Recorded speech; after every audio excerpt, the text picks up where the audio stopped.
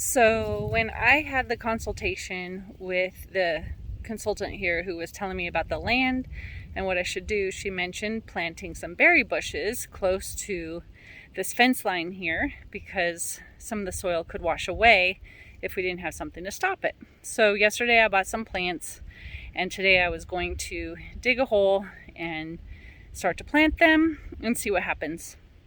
And wouldn't you know it, my first attempt at trying to find a spot, I start digging and I find a very large, what seems to be maybe a root of a tree or something. I'm not sure how long it is, if it's still alive or not.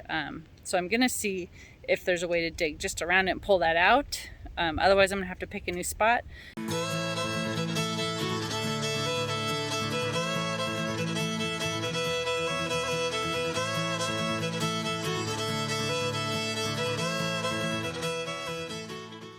This is what I have so far, what my attempt has brought. I can get this. Here's my shovel and the hole I started digging. There's that big tree root right there. So I'm gonna see what happens. Again, I might as well document my trials and errors, successes and challenges. And here's the first one. First challenge I ran into planting is a buried tree root. So I have dug some more on each end. I still have not yet found the end of this root. So you can see this is still under the ground. I'm not sure how far it's gonna go. And on this end, same thing. It's still trying to find the end that's buried. It figures the very first place I decide to dig, I run into a challenge. But I'm gonna just keep on trying, see what happens. Well, I dug in a new place and Garth came and helped me dig. And you can't really see, there's one little stick that is sticking out. There we go. That's gonna be our blackberry bush at some point, hopefully. So it is pretty cold today, but I still have 2 more berry bushes that I need to plant. So I'm gonna grab those, head down, dig the holes, hopefully get those planted soon. And then I also am hoping to get my office painted today, but we're also watching the grandbabies this weekend. So a lot to try to get done this weekend, but we'll see what happens. So I am about to mix up some things together to make compost. So this was some manure. I have food scraps that I've been saving in the kitchen. We got this manure a few weeks ago, letting it do its thing here still. And then we were gonna add cardboard and twigs and leaves and hay and the food scraps. And then we got some red wiggler worms. So it's the start of the compost.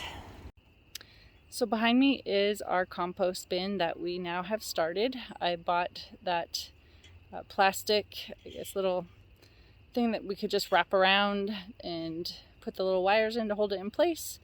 And then we threw in the stuff that we already had, tossed it around, got it moist, put the worms in, and we'll just keep adding to it and see what happens. So I am outside going to do some chores this morning. I need to water the compost. I had planted some berry bushes, so I'm going to water those. And then I also had some elderberry that we bought, and they have been sprouting some leaves on the top, but we haven't seen any roots on the bottom. And they said by now, it's been many weeks, we should have seen roots. And so they think that the person who cut them straight instead of at a diagonal, and so they weren't really interested in rooting. And then she suggested that I use some sawdust, get it really wet, and put some of the sticks in there to see if that also encourages rooting. So I'm going to be trying that today as well. So I'm going to get some water from the cistern, I'm going to water the plants, and then I'm going to put together the elderberry. So what we have so far, let me show you, let's see if I found.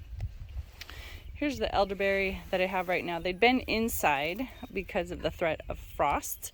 I might have to take them inside again because we hear it may snow again.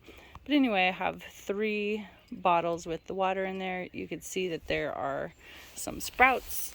You know, there's some greenery sprouting, but we just don't want to plant them really until we make sure that there's some roots. So that's one of the projects that I'll be working on today.